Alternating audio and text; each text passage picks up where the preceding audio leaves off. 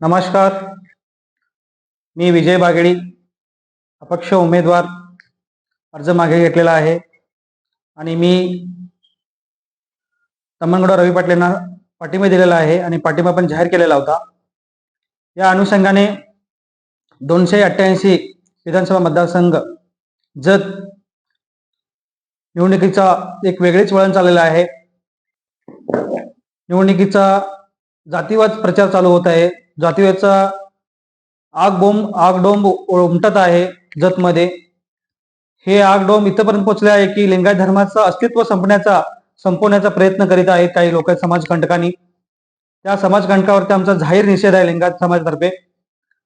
आणि जसं लिंगायत समाजाला एकवटून लिंगायत समाजांना एकी करून लिंगायताचा धर्म जगामध्ये प्रसार केलेला जे बसवेश्वराचे जे तत्व आहेत ते तत्वानुसार चालायला पाहिजे आम्ही समाजामध्ये. हे नाही चालत आहेत. हे काही भाजपचे त्यांचे काही कार्यकर्ते असे अफवा पसरून आणि लिंगायत धर्मांना एक कलंक लावण्याचं काम जे करत आहे ते सध्या चालू आहे ह्याच्यामध्ये. आणि हे थांबवायला पाहिजे. नाही थांबवलं तर आम्ही लिंगायत धर्माने काय आहे आणि काय लिंगायत धर्माचा अस्तित्व असतो हे दाखवून दिल्याशिवाय राहणार नाही.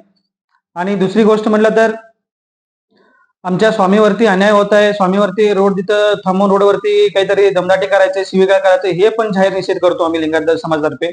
अशी तुम्हाला बघा, अजून तुम्ही निवडून आला नाही, निवडून यायच्या अगोदर तुमचं दमदाटी, गुंडगिरी आणि तुमचं हे जतमध्ये चालू झालेलं आहे.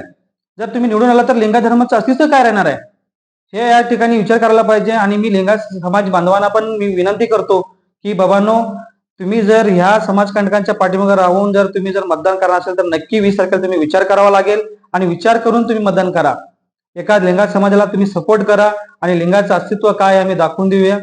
अजून एक विषय आहे की समाजामध्ये जातीवादाचा तेढ कधी पण केलेला नाही, कोणी पण केलं नाही. आता कित्येक महापुरुष होऊन गेलेले आहे. एक्झाम्पल म्हटलं तर 12व्या शतकामध्ये आपले बसवण्णा होऊन गेले.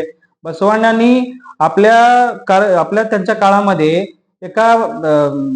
एका नागाच्या सोबत एका महाराष्ट्राला लग्न करून दिलेले आहेत. तसल्या लोकांनी त्यांनी जवळ घेऊन त्यांनी सगळं काम केलेलं आहे.